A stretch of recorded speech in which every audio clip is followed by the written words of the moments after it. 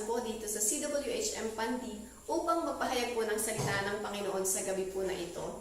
So let us have an open heart, an open mind to the Lord sa gabi po na ito. So sa gabi po na ito, meron po akong katanungan muna. Tingin po ba natin sa mga nangyari po sa paligid po natin, sa iba't ibang sitwasyon ng buhay po natin, minsan po ba natanong po ba natin sa mga pinagagawa po ba natin, am I still pleasing God? Are we still pleasing God sa lahat po ng ginagawa po natin? Na sa bawat step ng buhay natin, ano na ba ang nangyayari? Na minsan ano ba, parang naging kampante na tayo? O parang okay na tayo sa buhay natin? Na parang minsan nakakalimutan natin i-assess yung sarili natin. Ano na bang ginagawa natin sa church, sa family natin, at sa iba't ibang aspeto po ng buhay po natin. So sa gabi po na ito, makita po natin na totoo naman na tayong mga tao, iba't-iba tayo ng effort para i-please si Lord.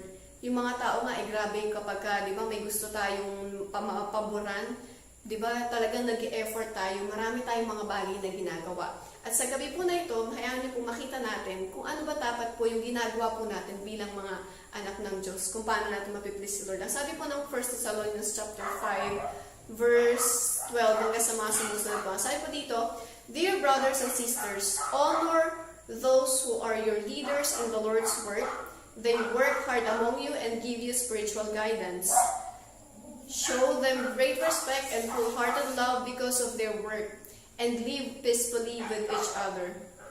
Verse 14, Brothers and sisters, we urge you to warn those who are lazy, encourage those who are timid, take tender care of those who are weak, be patient with everyone. And last verse po na babasahin po natin, See that no one pays back evil for evil, but always try to do good to each other and to all people.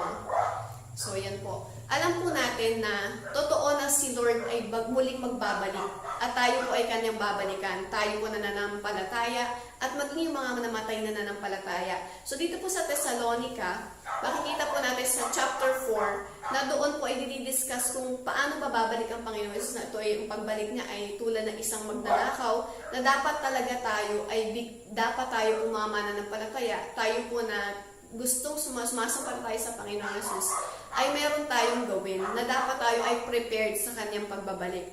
Na dapat na matagpuan tayo ni Lord na sa kanyang pagbalik ay napiplease pa rin natin siya.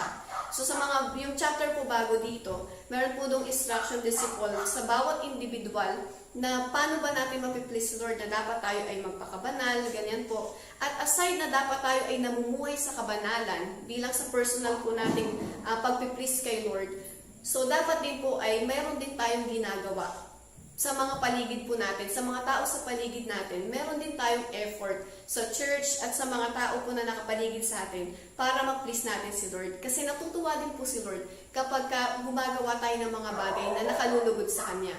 So, ano po ba yung mga bagay na dapat natin gawin? So, things we must do to please God. So, ito po yun. Number 1 po na makikita po natin sa ating pong binasa. Ang sabi po doon ay, honor our pastors and leaders. So sa verse po na iyon, ang sabi po doon, di ba, Dear brothers and sisters, honor those who are your leaders in the Lord's work. They work hard among you and give you spiritual guidance. Ang sabi po ng NIV version, so NLT po yung ginamit ko kanina. Now we ask you brothers to respect those who work hard among you. Ang sabi po doon, pag sinabi kasi nating i-honor, kasama po doon ay ang respect. At makikita po natin sa mga sumusunod na verse na marami pa tayong mga dapat na gawin sa mga bagay po na yon. So sino po yung dapat nating i-respect daw doon? Napakalinaw po sa talata. Yung mga kasama po natin na who is over us, yung mga nagli-lead po sa atin. So ang sabi po doon, i-honor daw po natin sila. Pag sinabi po natin na honor, ang sabi po ng dictionary ay, pag sinabi po nating honor is to regard or treat them with admiration and respect. Sabi po doon, with admiration and respect. Dapat po talaga, ganoon natin sila tinatrato, yung mga leaders po natin. So alam po lahat po tayo, meron tayong mga leader. They work hard among you and give you spiritual guidance. Ito po yung mga trabaho nila na ang totoo, sobrang hirap naman po talaga. At makikita po natin sa lahat ng mga hardworking people, number 1 po dyan ay ating mga pastors at ang ating mga leaders na even wala naman bayad yun, wala namang fixed salary, wala namang nakulang nga, iniwan talaga nila yung mga trabaho. Marami po tayong mga pastors na ganyan. Iniwan ng trabaho just to share the gospel sa mga tao. Kaya tayo nandito. Kaya tayo po ay nakakilala sa Panginoon. So, iba't iba po yung mga karanasan po ng ating mga leaders. Kaya ang totoo po, dapat talaga na tayo ay bigyan natin sila ng honor and respect. So, bakit din po, di ba, sabi po doon, binibigyan nila tayo ng spiritual guidance. So, mula po nung tinanggap natin ng Panginoong Jesus sa buhay po natin, ito po yung isa na dapat nating makita na kailangan po natin ng mga tao to help us grow in the faith. So, yung pananampalatayang tinanggap po natin, dapat talaga ay ito ay lumalago. At naniniwala po ako na kaya tayo nandito lumago sa pananampalataya. Meron pong nagturo sa atin. At sila yung nag-work hard, nag-give sa atin ng guidance. Yun yung pinakagrabe po talaga, na even yung buhay nila, talagang ibibigay nila para lang mabigyan tayo ng mga instruction kung paano tayo mamumuhay bilang mga anak po ng Panginoon. So, at naniniwala din po ako na walang great leader even sa mundo, walang great leader, walang leader na lalabas kung walang magtuturo sa kanila. Even in the secular, alam po natin na kailangan ng guidance. At sa atin po, higit lalo, tayo bilang mga mananampalataya, kailangan natin ng spiritual guidance. At walang ibang magtuturo nun sa atin, kundi yung mga taong inassign ni Lord para tayo ay i-lead. So, if we will not honor our leaders, our pastors, ano po bang mangyayari sa atin? Hindi tayo mag-grow. And ano pa pong mapapansin po natin? Alam niyo po ba na bakit kailangan talaga na pinapaalala ni Apostol Pablo na i-honor sila? Kasi kung hindi tayo naniniwala sa kanila, alam niyo po ba na sa panahon lalo ngayon, mostly, hindi man lahat ng instruction or most of the time, si Lord ay nangungusap sa pamamagitan nila. So, kung walang maglilid po sa atin, kung walang mag-guide sa atin, kung wala tayong mapapakinggan, or kung nakikinig man tayo, tapos wala tayong pagkilala sa kanila, walang power ang lahat ng salita ng Diyos na makapapakinggan po natin. Kaya dapat po, malinaw po sa atin na yung mga naglilid po sa atin ay totoong lingkod sila ng Panginoon. Alam po natin yun sa puso natin. Kaya dapat i-honor natin yun. Kilalanin natin na talagang ang instruction na galing mula kay Lord ay dumadaan sa kanila para tayo ay i-lead sa tamang landas bilang mga anak ng Diyos. So kung makita rin po natin, si Lord ay talagang nagbibigay ng instruction sa buhay po natin. Yes, we have the Bible, pero naniniwala po ako na unang-una nating narinig ang salita ng Diyos sa pamamagitan ng mga leaders natin na nangunguli sa atin, sa pamamagitan ng pastors natin na nagbibigay sa atin ng instruction. So, di ba sila yung unang humayo po sa atin, kung naaalala nyo lang po, no? So, show them great respect and wholehearted love. Ang sabi po ng mga sumusunod na talata, buong-buong pagmamahal. Yung talagang walang halong pagkukunyari. And live peacefully with each other. At syempre po, para magkaroon tayo ng totoong relasyon, sabi po doon, dapat din po ay meron tayong ugnayan sa kanila. May nakikipag-ugnayan tayo ng buong kapayapaan sa kanila. Kaya dapat po, anong po natin gawin? We are pleasing God if we are honoring our pastors, our leaders. At kasama po doon na yung pagmamahal sa kanila, ang pagsunod sa kanila, at pagkilala na talaga ang salita ng Diyos ay dumadaan din po sa kanila. Kaya we must obey them also.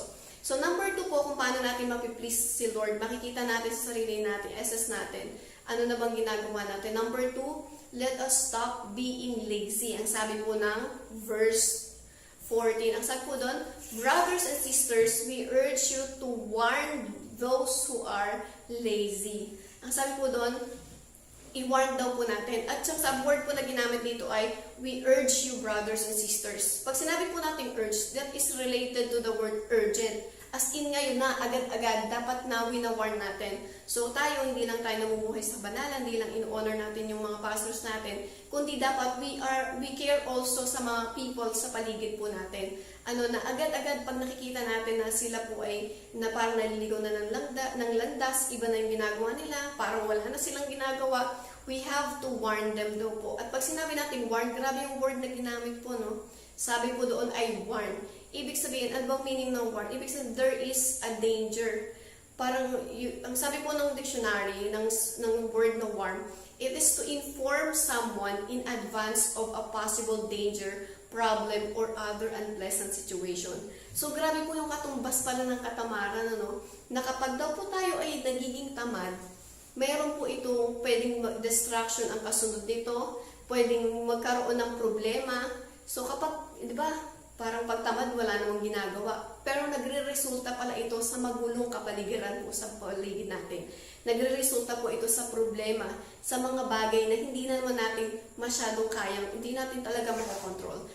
Tignan po natin ang Proverbs 19 verse 15. Ang sabi po doon na about sa laziness. Laziness brings on deep sleep and the shiftless go hungry. Ang sabi po doon, napakaliwanag po doon na ang sinasabi po sa talata, na ang ating katamaran, di ba, sabi po yung madalas higa, yung pala isang sign yun, yung parang lagi na lang tayong natutulog, na sa halip na nagumagawa tayo ng mga bagay na makabuluhan, nakakalimutan natin na gumawa ng bagay na makabuluhan at ang ginagawa natin ay mga bagay na hindi makabuluhan. At ang sabi po doon, the more pala na, imagine po natin na dati, meron akong na-realize na kung tayo po ay natutulog ng 8 hours sa gabi, pagpalagay na po natin, tapos po, sa umaga matutulog pa rin tayo ng pagpalagay na lang natin ng 4 na lang, so 12. So 12 hours a day, kalahating araw yon. So kung tutuusin po natin, kung tayo po ay mabubuhay ng 80, so kalahating araw, makukonsume po natin, no? Mabubuhay tayo ng 80 na lang po sa 80 or sa 60. Pagpalagay ng 60, kung tutuusin po natin yun, 30 years ng buhay natin, natutulog lang tayo. Hindi po natin sinasabi na wag na tayo mag-rest or wag na tayong matulog. Pero yung katotohanan na oo nga no, parang ang haba pala nun kapag sobrang na-spend natin yung time natin sa pagtulog lang. Dati nung hindi pa po ako nagtatrabaho, parang ang dami mong time para tumunga, ganyan. Sabi po nung isang term dun sa lazy is idle. Yung parang ano ba, yung parang kasi ang daming time, pag maraming time, nung di pa ako nagtatrabaho, so pagkatapos mong mag-devotion, ganyan, parang okay na lahat, wala ka na masyadong gagawin, konting kilos-kilos lang, okay na. Pero kung dito ko na-realize na, yung kaya ang dami ko nang ginagawa, tapos ang dami kong gustong i-accomplish, ang dami kong gustong gawin para sa Lord, pero dumating sa point ng buhay ko na, eto na lang, realization na, dapat pala talaga, gamitin natin yung time natin sa maayos na pamamaraan. So, make every effort para maging masipag po tayo sa lahat ng ginagawa po natin. At lalong-lalo na po sa labor natin sa Panginoon, sa mga ginagawa po natin para sa Panginoon.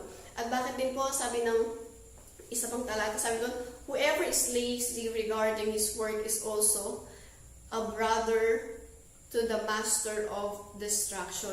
So grabe po, no, talagang ang katamaran pala, hindi lang problema, even destruction, nag-end ito sa destruction. So, kaya dapat po makita natin na hindi talaga, sabi nga nung narinig ko dati to, I think kila Pastora, sabi doon, walang anak ang Diyos na tamad. Kaya sabi niyo po sa katabi niyo, walang anak ang Diyos na tamad.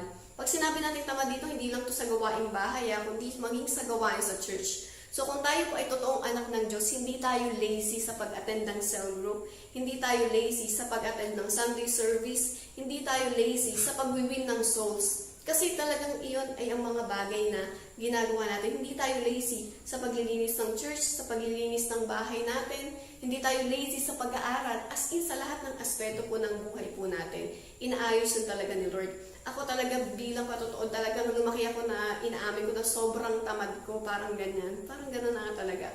Pero yung katotohanan na yung na-realize ko na, dahil sa pagtuturo nila ng mga leaders natin, na hindi pala pwede na tayo ay tatamad-tamad. So, kaya kailangan mag-change of mind, mag-repent kay Lord sa katamaran, at ngayon, balik lang tayo sa kasipagan natin, dahil tayo ay mga anak ng Diyos, at marami pang paggagamitan si Lord sa buhay po natin. Hindi pwedeng tayo ay tatamad-tamad. Kaya dapat po, maging tayo palagi, maging masipag tayo sa paggawa ng mabuti, sa paggawa ng mga bagay na nakalulugod sa ating Panginoon. Sa gayon, ay mapiplease natin si Lord. Dahil si Lord, hindi siya napiplease kung pala tayo ay tatamad-tamad. Kaya, let us stop being lazy.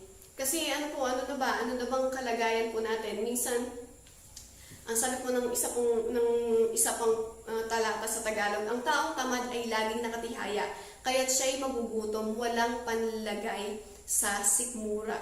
Sabi po doon, grabe no, even yung laziness, hindi lang distraction, hindi lang mga negative things or problems, nag-e-end din po ito, pwede din ito magresulta sa ating pagkagutom. Siyempre, kung tinatamad tayo, hindi tayo magtatrabaho, so talagang wala tayong kakainin. Kaya dapat po, tayo po ay masipag hindi lang sa secular, kundi maging sa paglilingkod natin sa ating Panginoon. So nitong panahon po ng pandemic, ang dami, di ba, parang natulog ang maraming bagay sa atin.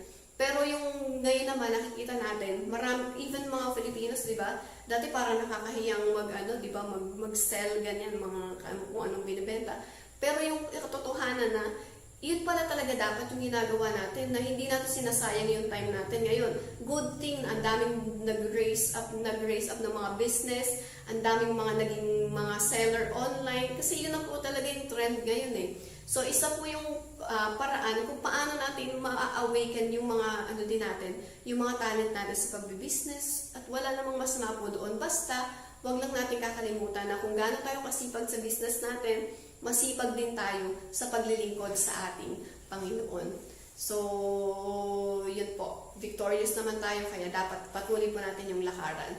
At ang sabi po dito sa next po, kamusta na po tayo? Kamusta tayo sa ating patuloy na paglilingkod sa Panginoon? So, ngayon po makikita natin tayo ay face-to-face na. So, ngayon po ba, itinatamad pa rin tayo sa pagdalo sa church? So, hindi na po dapat na ganoon. So, ano pa man yung ginagawa po natin, i-honor natin si Lord at maging masipag po tayo. So, hindi po tayo dapat na idle. Kung minsan tinamad din tayo na parang tinamad tayo na magtiwala, tinamad tayo na ipagkatiwala kay Lord ang lahat ng bagay, balik lang po tayo. Balik lang ng balik. So, makikita rin po natin na ano pa po yung paraan para makita natin na napiplease talaga natin si Lord sa buhay po natin. So, hindi lang natin ino-honor yung mga leaders natin and pastors natin, hindi lang na nagiging masipag tayo, kundi number 3 po, dapat we are also helping the weak. So, let us help the weak. Ang sabi po ng talata, brothers and sisters, we urge you to warn those who are lazy, encourage those who are timid, take tender care of those who are weak. Be patient with everyone. So makikita po natin na ito ay part naman natin ito sa part din natin ito sa ating mga kamananampalataya, sa mga tao sa paligid natin na parang talagang nadi-discourage na. Sa haba na ng pandemic po natin na naranasan natin, di ba? Makikita po natin ang dami na talaga na-discourage, even mga mananampalataya man sila or hindi. So this is the time for us na makita natin na dapat po ay ready tayo to encourage even the timid, yung mga wala ng courage, i-encourage natin sila. Yung mga tao na nalulungkot, yung mga tao na nawawala na ng pag-asa, yung mga tao na nanghihina na, let us encourage them. Let us take care of the people around us. Hindi ba nga kaya ang purpose natin to love God and to love people? Alam po natin yun, na dapat ay minamahal natin yung mga tao sa paligid natin. At part ng pagmamahal po natin sa kanila ay ang pag-lift up sa kanila sa oras na sila ay nangangailangan. Na sa oras na sila ay nanghihina, dapat nandito po tayo para palakasin sila. So tayo po, alam po natin, dumarating sa time na mahina rin tayo, pero alam po natin na yung Word of God, sapat yun para tayo ay patuloy na palakasin. Sa gayon, ma-extend din natin yung ating care, ma-extend natin yung ating kalakasan sa mga tao sa paligid natin. Ang dami talaga pong discouraged, lalo sa panahon po ngayon, ang dami pong nagkakasakit. Even mga mababalitaan natin, marami nagkukwento na ang dami nilang pinagdadaanan talaga sa buhay. So, na nagiging dahilan para sila po ay manghina. So, let us encourage them. Let us take care of them. Let us help them na muling makabangon at patuloy na makita natin na talaga namang nare-reward ni Lord ang lahat ng mga bagay na yun. Ang lahat ng ating pagpapagal. So, let's care for one another. Sabihin nyo nga po sa kasama nyo, I care for you. So, yun. Kaya tulungan po natin ang isa't isa. Ano man po yung mga pasanin natin, mapagtutulong-tulungan po natin yan. Hindi yung pagtulong-tulungan ng isa, kundi magtulungan po tayo para mapagaan ang nararamdaman ng isa. Bakit po? Because we are one body. So, lahat po tayo ay part at tayo po ay mga magkakasama, lalo na po tayong mga conquerors. Talaga pong patuloy natin na i-encourage ang bawat isa dahil ayaw naman natin na may mawala sa paglilingkod sa Panginoon. So, normal lang po na dumarating tayo sa panghihina, pero hindi yun magtatagal kasi merong mga mananampalataya na ginagamit si Lord para tayo ay i-encourage. At ikaw yun. Ikaw na nakikinig sa oras na to, this is the time for you to encourage yung mga tao sa paligid natin. Yung mga nawawala na, let us reach them out. Let us extend our love to them, our care to them. Hanapin natin sila. Hanapin natin ang mga nawawala. At lalo na yung mga hindi na natin malaman kung ano na yung nangyari sa kanilang mga buhay. So, let's care for them. Hanapin natin sila at palakasin natin sila. Dahil totoong dumaan lang sila sa problema, kaya sila ay nanghina. Dahil sapat ang kalakasan ni Lord sa atin, we can extend help to other people. At ang number 4 po, ang panghuli po kung paano natin mapiplease si Lord, let us be patient. Let us be patient to one another. Ang sabi po ulit ng talata, sabi po dito sa huli po, let us encourage those who are timid, take tender care of those who are weak, be patient with everyone. Sabi mo sa katabi mo, pagpasensyahan mo daw ako. So, maging patient po tayo sa bawat isa. Bakit po? Kasi ang totoo, yung palagi natin narinig, iba kasi talaga tayo ng pag-uugali. Kahit saan tayo po magpunta, iba't iba yung mga people na mamimit natin, iba't iba yung mga gusto nila, iba't iba yung mga kinakahiligan nila, iba't iba yung mga ayaw nila. So, iba't iba tayo ng mga nararanasan din sa buhay. That's why we have to be patient to everyone, to the people around us. Habaan po natin yung pasensya natin. Let us be patient. Kasi po bakit? Kasi ang totoo, darating at darating ang time na yung mga tao sa paligid po natin, may times na ma-offend nila tayo. Why? Because offenses, di ba? Sabi nga, offenses are endless. Darating at darating ng time, even yung katabi mo ngayon, pwedeng ma-offend ka niya. Kaya kailangan talagang maging patient tayo sa kanila. And also, alam na rin natin, dami natin na forgiving sa mga tao sa paligid natin. So let us bear with one another, magpasensyahan tayo sa oras na may mga times na hindi nila nami-meet yung mga gusto natin, yung mga expectations natin para sa kanila. Let us be patient to them. Huwag tayo maging basta-basta na lang nagagalit sa mga tao sa paligid po natin, kundi pagpasensyahan palagi natin sila. At makita po natin na doon makikita natin na we are also pleasing God kapag pala tayo ay nagiging patient sa mga tao sa paligid natin. Pagpasensyahan lang natin sila kasi yung katotohanan na wala naman talagang perfect. Pero dapat sa part naman natin bawat isa din, nagiging progresibo ang mga ginagawa po natin para sa Panginoon. Nagiging progresibo tayo sa ating mga pag-uugali, sa ating mga ginagawa. Sa gayon, hindi naman tayo nakakawala ng pasensya ng mga tao sa paligid po natin. So kaya sa gabi po na ito, tandaan po natin na maging patient tayo sa mga tao sa paligid natin. Kasi nga, part yun ng ating pagmamahal sa kanila. At part yun ng pagre-ready natin na sa muling pagbabalik ni Lord, dapat ready tayo na mahal din natin sa tao sa paligid natin. Na tayo din ay hindi lang nag-care sa kanila, kundi iniintindi rin natin sila.